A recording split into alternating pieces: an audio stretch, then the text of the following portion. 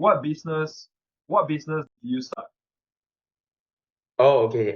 So initially, right, started my first business that I ever dabbled in was drop shipping. That was before running my own marketing agency. So that was the first business I ever started was at 12 years old. But actually, back then when I started, like any other teenagers, like it started from a search on Google, like how to make money online. Then I got into the rabbit hole of that make money online thing, and drop shipping is like that buzzword back then, right?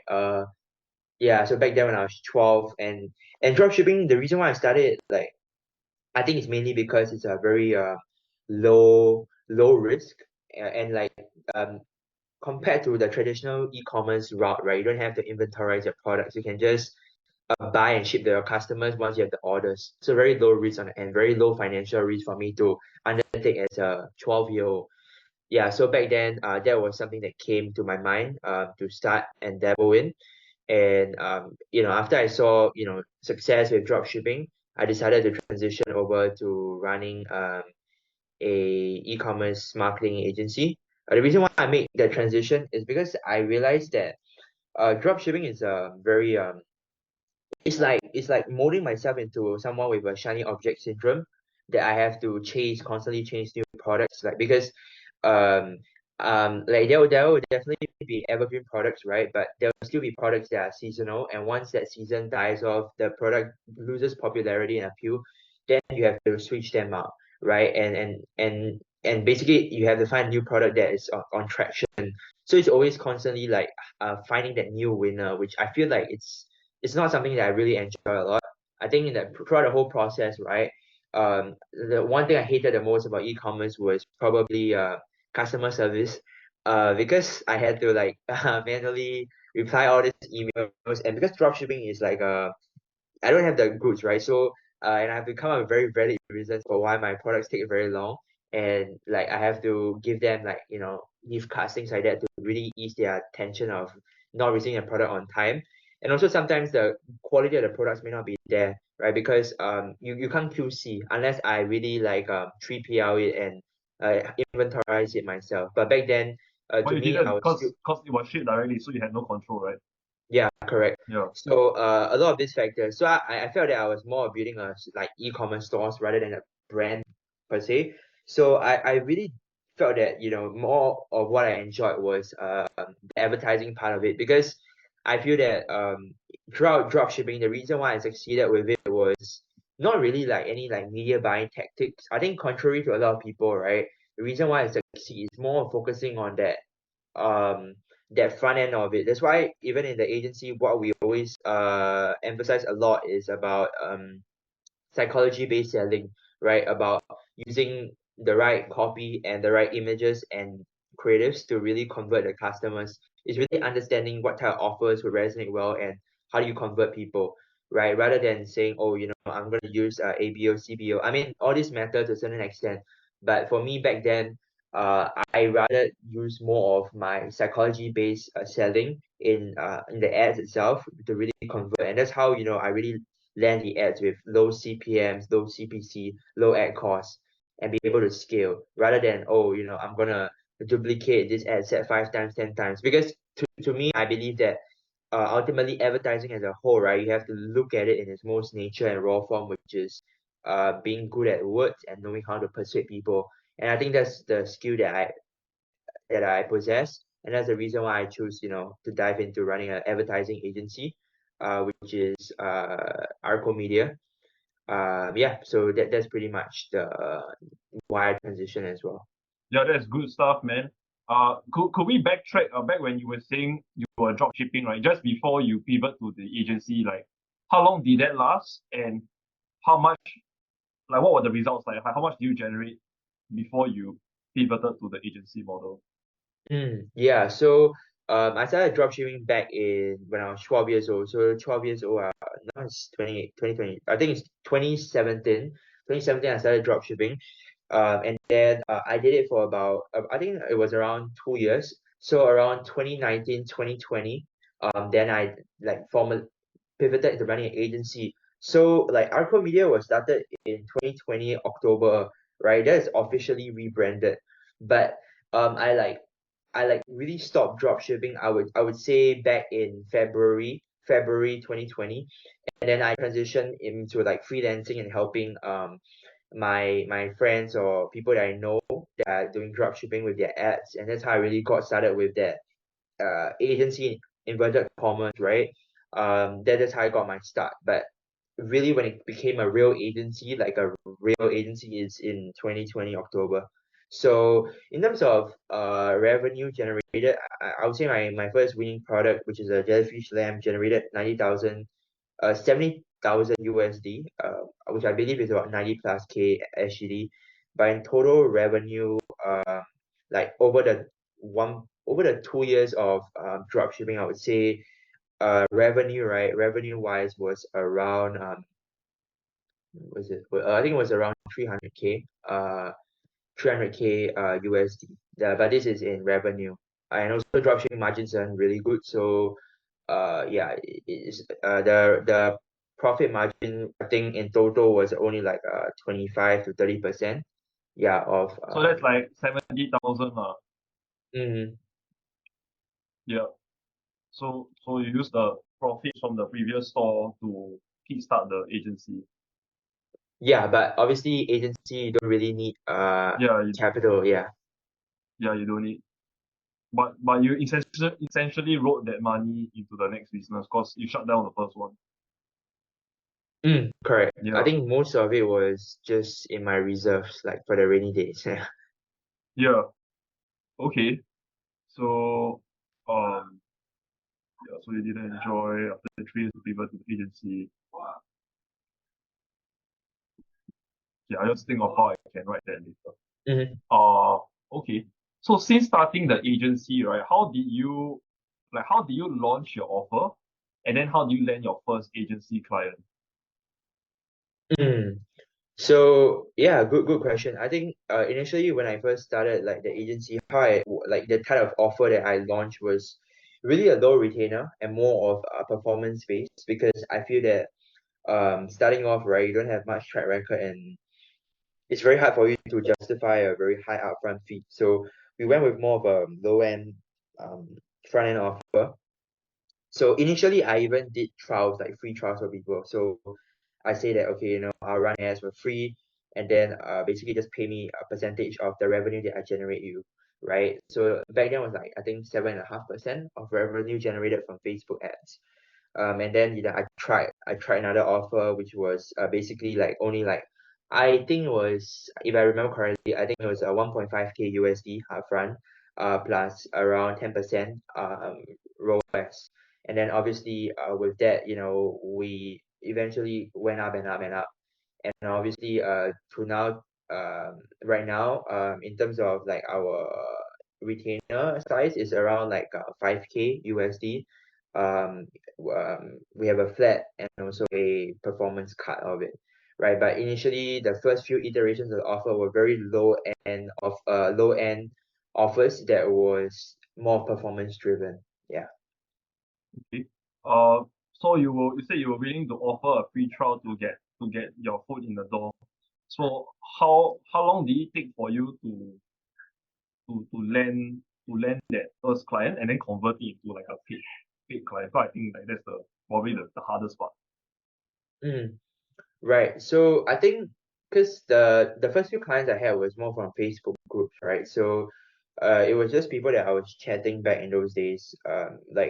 Like sometimes when I see their posts, then I reach out to them and help them. So I think it really started with me giving value first, and obviously they were open to try me out because it's a free trial, right? So nothing to lose. And then I think eventually how we transitioned to a paid, right, from a free trial. I think it's a good question. But mainly the transition was because we're making a significant, like obviously can see that significant change uh in their revenue, right? So we started to make good money. And in terms of the ROAS, I think once we hit like a stable 3 ROAS on ads a month, then I decided, hey, because we're spending like 10K a month on ads, so I was generating like 30,000 Wow. on ads back, right? Within Wow. the first 30 days.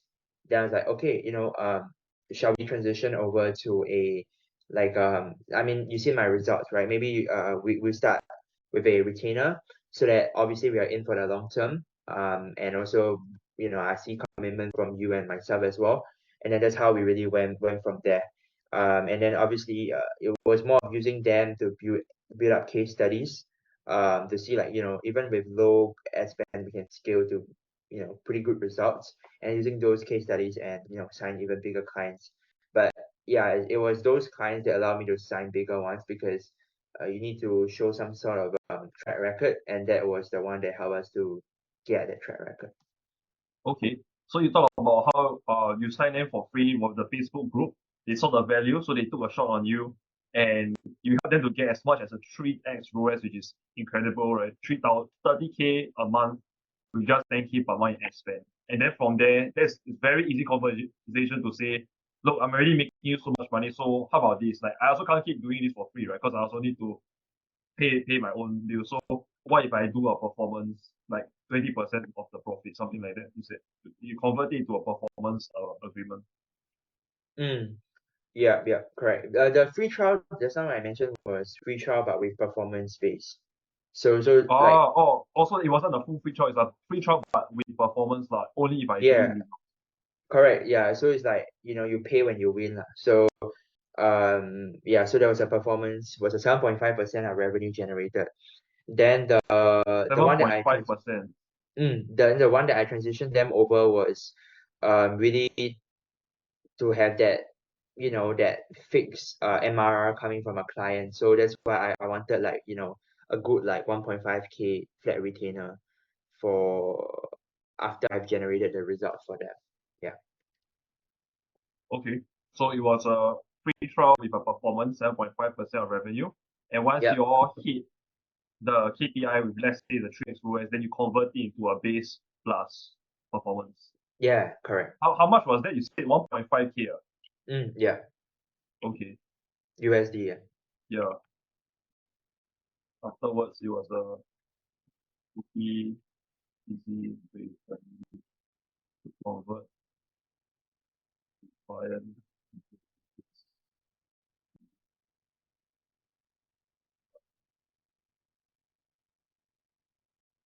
Okay, nice. That's really solid.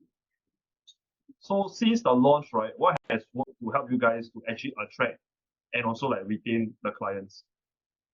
I think, yeah, I think throughout this 3 years of running the agency, I think mainly what has really allowed us to attract and retain customers would obviously be results. I think it's the most important thing as an agency, because first of all, if you have good results, you will get good client referrals, right? Your clients are happy, satisfied with you, they refer their network, which may lead to even bigger clients, and it creates a spiral effect. So, and the second of all is also good case studies. So it's easy to sell people, because if you are able to take a similar client that has undergo quite a radical transformation to achieve really good results, and you're able to pitch that and make them visualize as a feasible outcome for them, then it's rather easy to sell them on the sales call itself.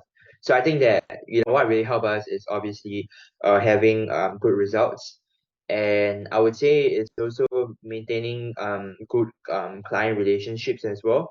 So I think this is a very important thing, because agencies are ultimately human businesses, and then that's the reason why I also like agency business, because you get to interact with your clients on a regular basis, be it performance calls or the monthly review sessions, but you get to interact with them, right? So I mean, for me, it's more of like knowing and understanding the clients as a friend and things like that, and also be able to help them their business in other ways as well. So it's all about value adding. So sometimes, like if a client asks me, hey Ryan, um I'm facing this supply chain issue. Like, you get any like logistics help, then I'll connect them with my 3PL guy. Then if they ask me, hey Ryan, I need funding, then I have VC's network, and then I'll just pass them, or I'll just set up conversations for them.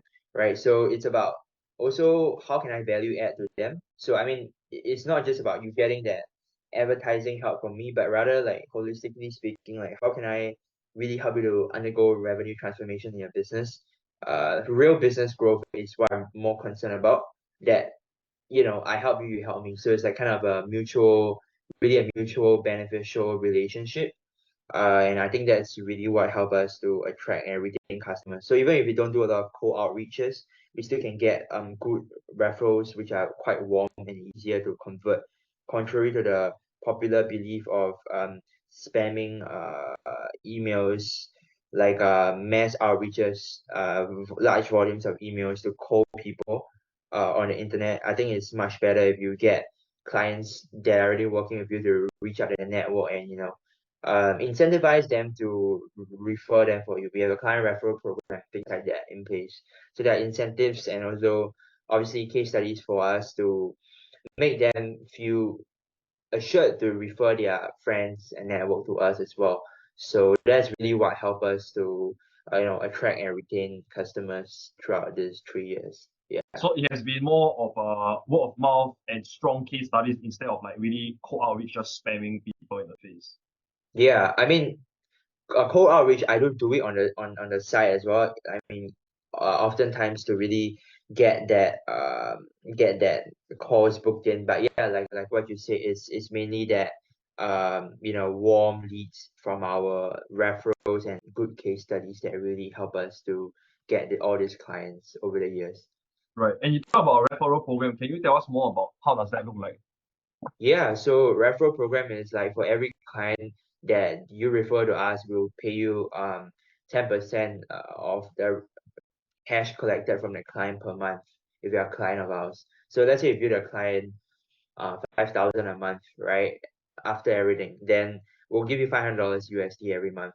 Then if you refer to us 3 clients, 1.5K, which can be used for your ad credits or buy Is that a additional one time or is that like every single month that they stay on them will every keep? single month. Oh wow.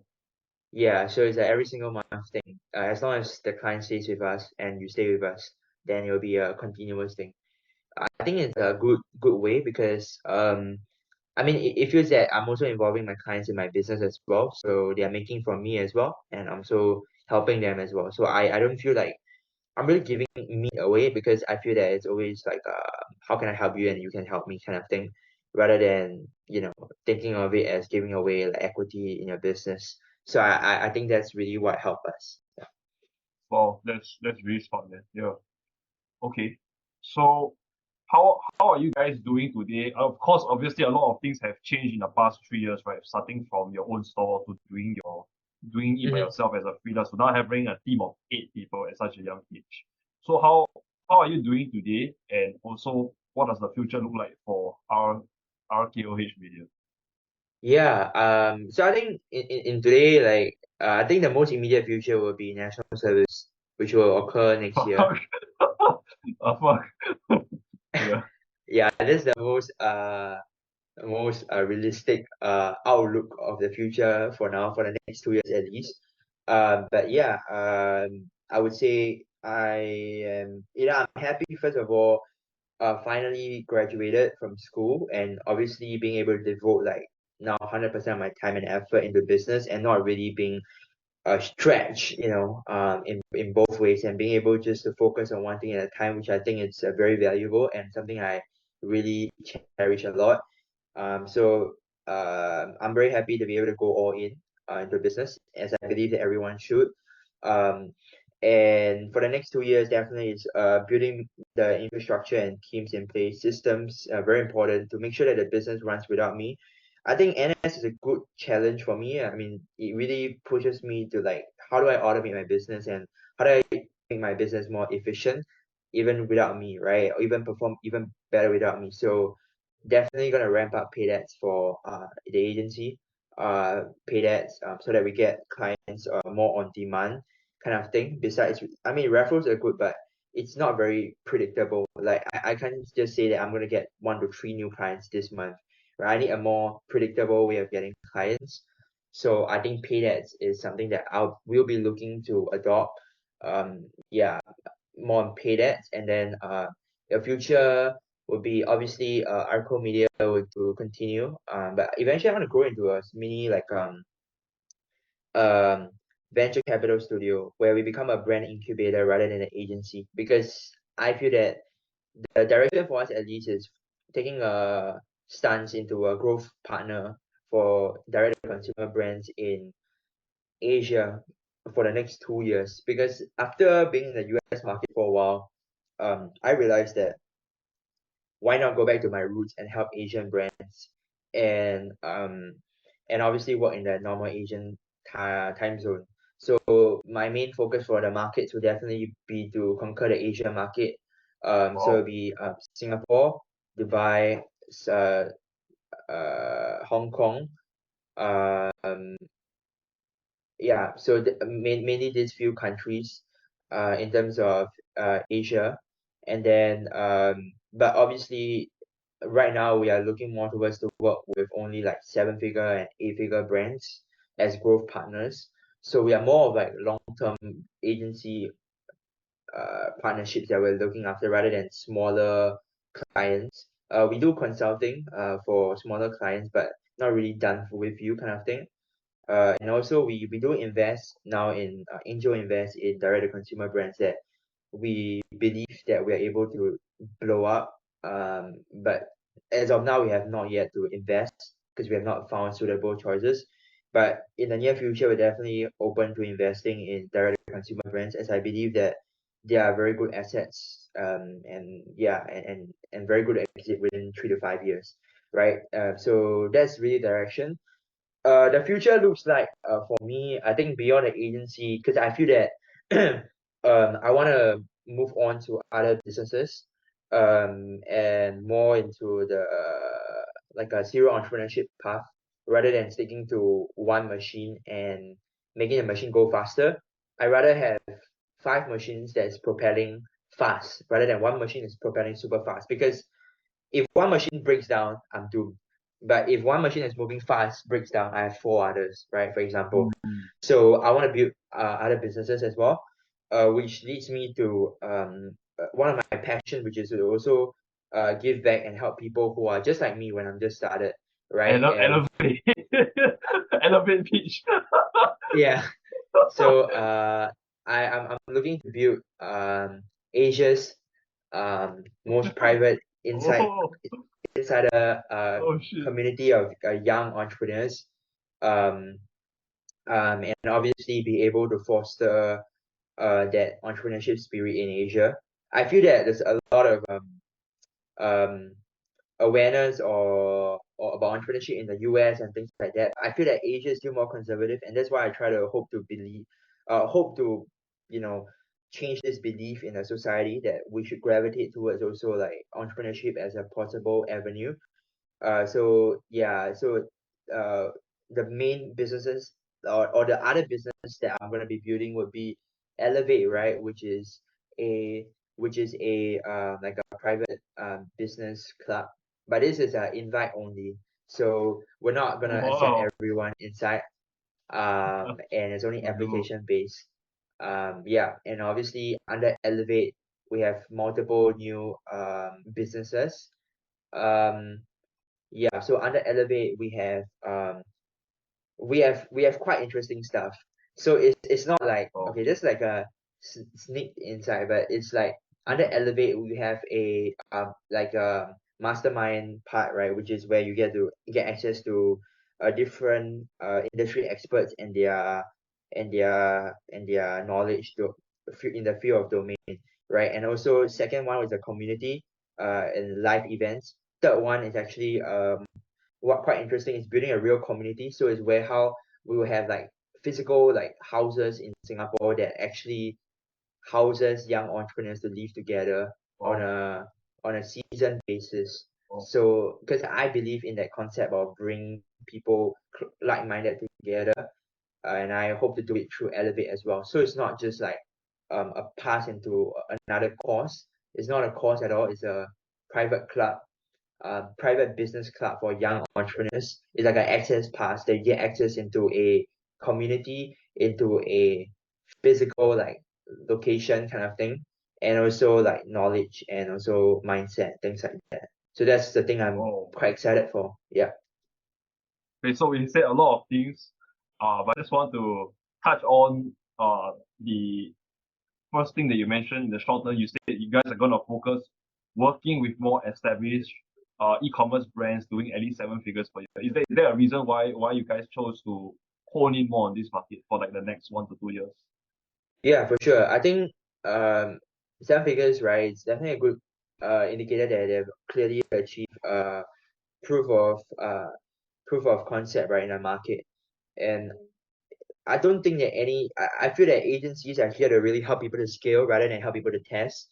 And I'm all about helping people to move faster, but provided they know how to run, right? We are here to train you to become like world-class sprinters. That's my focus at least. Rather than training people from baby and into being able to run. Uh, and I think most importantly is also that um, is that seven-figure brands understand the value of paid ads and also a more holistic approach of e-commerce. Because six-figure brands, I feel that in terms of like capital allocation wise, I feel that it's not that stable yet. So with a good cash flow and good like supply chain in place, right? I think that that's where we really want to help because I don't want to run in an issue where we ramp up the ads and suddenly like either they ran out of cash or they ran out of stocks, right? So I don't want this to happen. Right, I want it where the business actually has a very solid foundation, and we're just here to help you to fill up that inefficiencies in your business. And we are more looking at becoming domain experts and being able to really help to scale these businesses up rather than test different products out. Yeah. And I think your strength you mentioned is also that as an agency, your strength is not so much of the market validation, but it's more of scaling something that's already working to accelerate the machine, right? To hit Exactly. that. Yeah. Yeah. Mm-hmm. And the long term, you talk about how you want to turn an agency into a e-commerce venture capitalist incubator focusing on the Asian markets. So, could you go a little bit more in depth about that? Like, what are the kind of industries you guys are hoping to incubate? Like, are you going to go by a specific industry or it's like industry agnostic? It's just Asian markets in general. Yeah, I think mainly it's direct to consumer brands. So industries is like consumer brands. So spanning from like your FMCG, which is like your food, your wellness brands like hair care products, your beauty products, right? All of these different ones we are able to help. But most importantly is a direct to consumer brand that sells on an online platform, right? Be it on Amazon, be it on Shopee, be it on Lazada. But we obviously are focused on helping these brands to sell direct on their physical website, right? So that's really our focus. And I think it's also about helping these brands gain a foothold in Asia and then expanding it eventually internationally. And yeah, for us is we'll invest and then we'll exit the brands in 3 to 5 years. And then yeah, just have a portfolio of brands that we actively own because I feel that it's more valuable and it's like real business estate rather than client portfolios agencies, right? Because like that's just clients, but these are brands that we own, right? So it's a really clear distinction and a new, I would say, a new milestone for us as well. So yeah, that's why we decided to also move down that direction. Right? Growing them into like big brands and then exiting for a nice multiple in 3 to 5 years. Yeah, definitely brands that do at least like 8 figures a year, within multiple 8 figures a year by the time of 3 to 5 years. Yeah. Wow, solid, solid. And tell us more about the Elevate, right? Because it seems like it's something you're very passionate about. So you talk about how this is a private invite-only business club and you run masterminds and in-person events. So you talk about how it's only like application based. So what does someone need to do if they want to qualify? Like what is the kind of people that you're looking for? And what is like the cost? Like how much is it?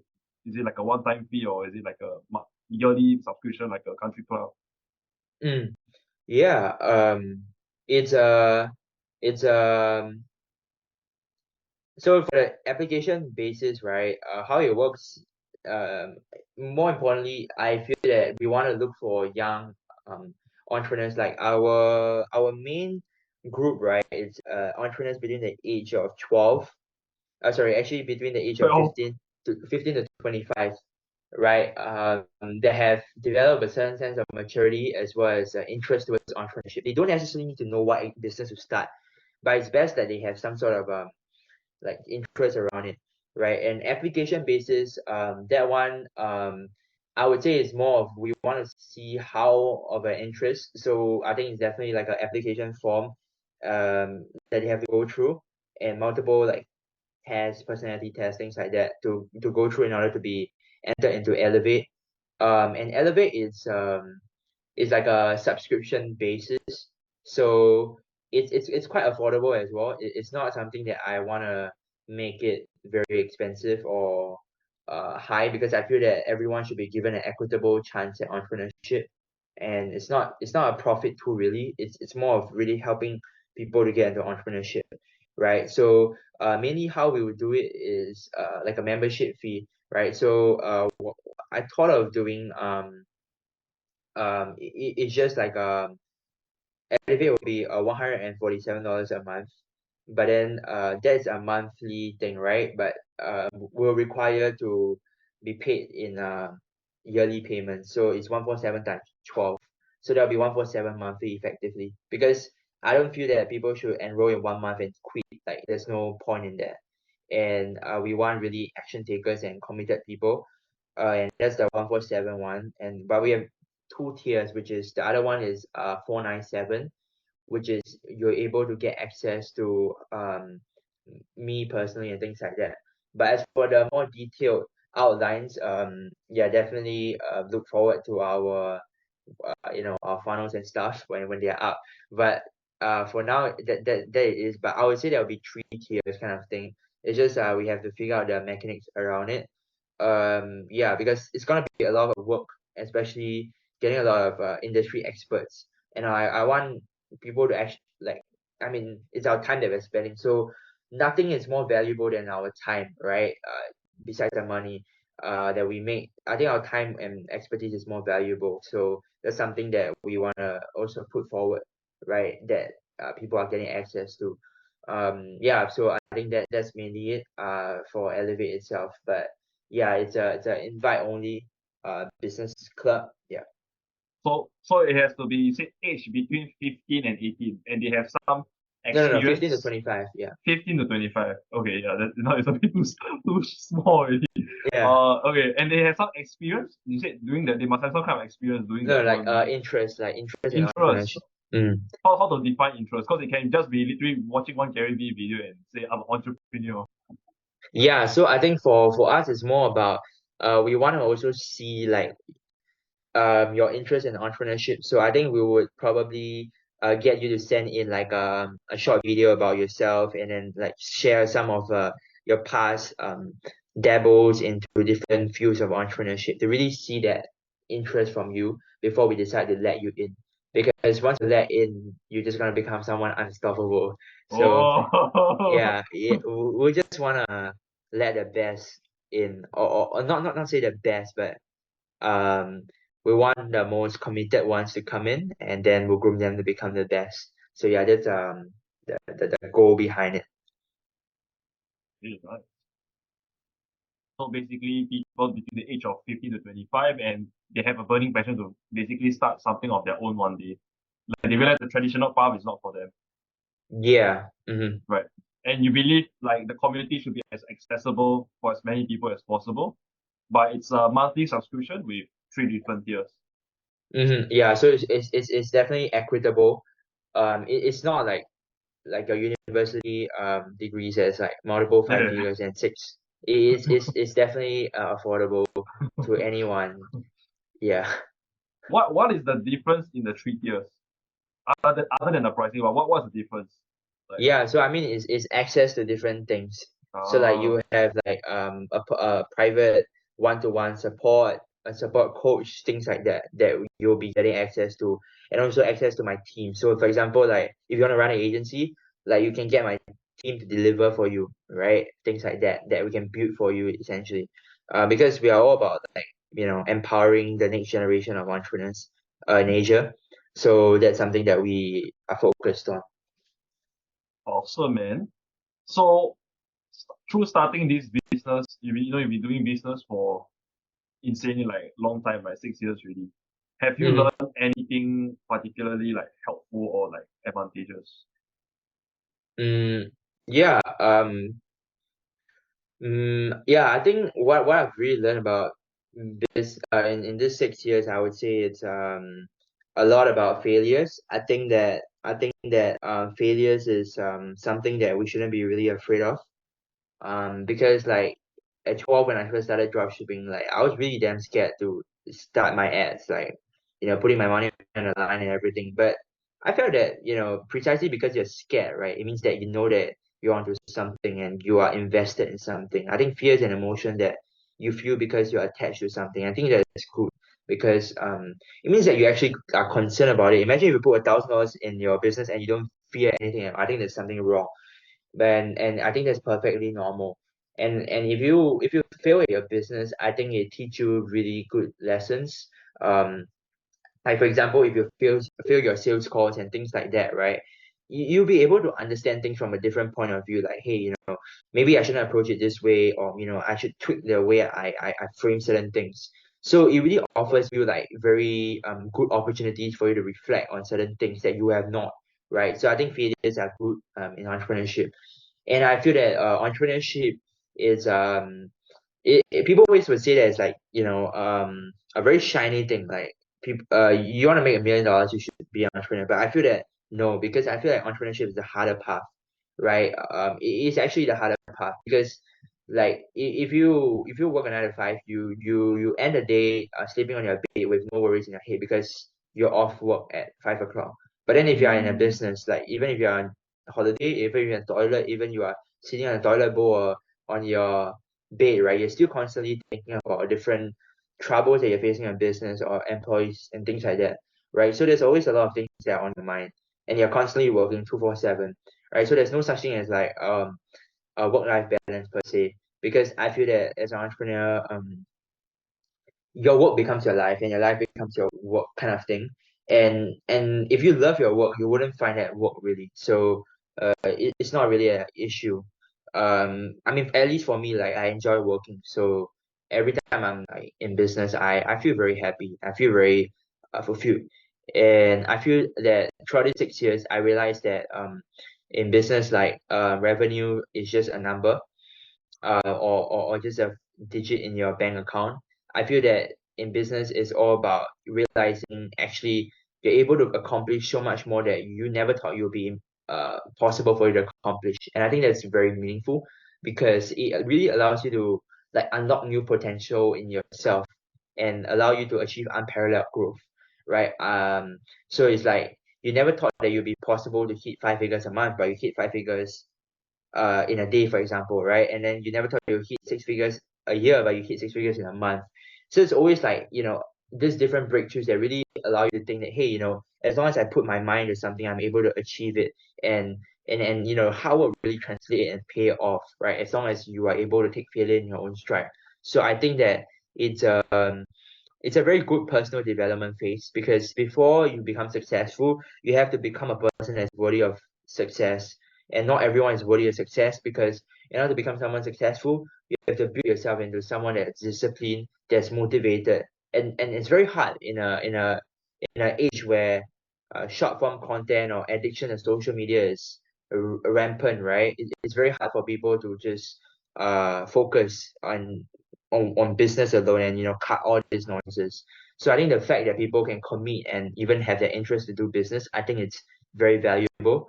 And I think focus is extremely important in this thing, and not be focused on one thing at a time, because a lot of people want to do this business, that business, but only dialed in on one business, and once that works, then move on to the rest. So focus is still, pivotal. Yeah. So I think these are the different lessons or things that I understood and learned over the past 6 years.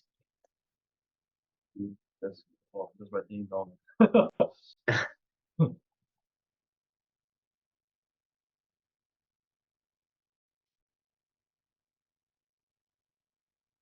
So basically, the three key points is you talk about failure and fear and why it shouldn't be a scary thing. It's actually something that helps you to improve. You see something as something positive, especially I think in Singapore, a lot of people, I think from young, the parents and the society in school, they are just drilling into you that failure is a bad thing, right? Oh, you don't get A, you suck, right? People laugh at Mm, you, or your parents like criticize you, but actually through business, you have a frame shift where you realize actually it's a lesson, because like if I never fail, I will never learn.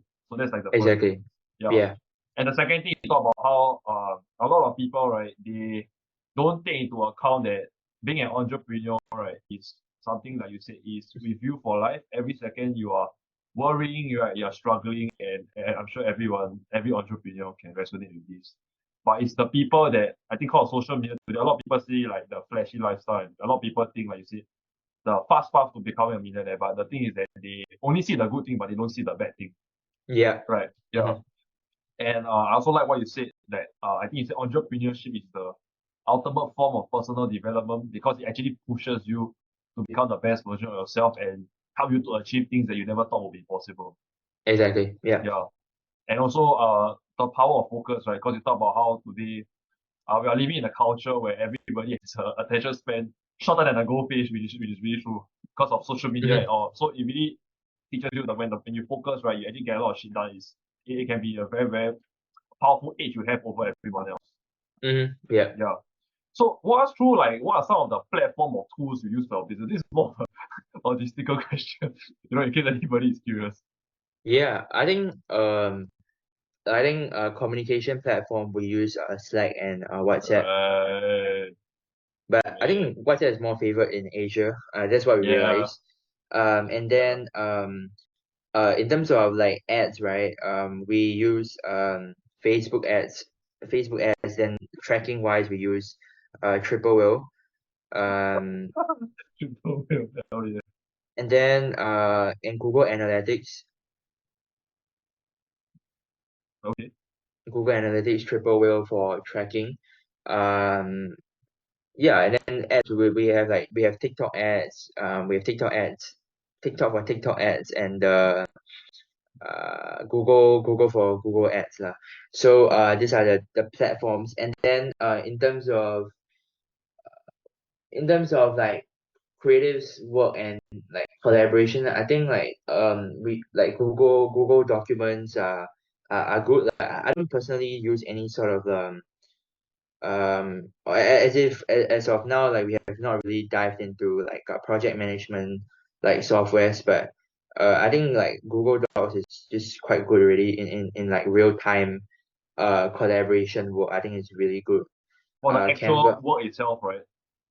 yeah, and also Canva, like for example, you write creative briefs on Google Docs, and then Canva would be for design. Then if it's Graphics. editing of videos, it will be Premiere Pro, Photoshop, right? So this will be the different tools that not just me, but we use for our business, the team as well. Yeah, Premiere Pro. yeah. Adobe, Mm-hmm. Premiere Pro for uh,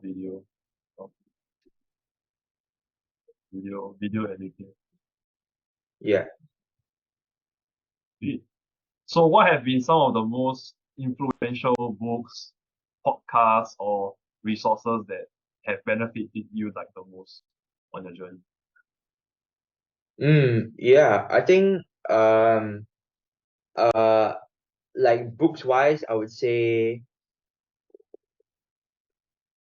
like How to Win Friends and Influence Oh People. yeah, classic. Rich Dad Poor Dad, I read that as well. But I felt that I didn't really read a lot of books per se. Like I just picked up a lot of knowledge right from like trial and error and practice compared to like reading a lot. I don't feel that I read a lot in particular. I feel like I just practice a lot in particular.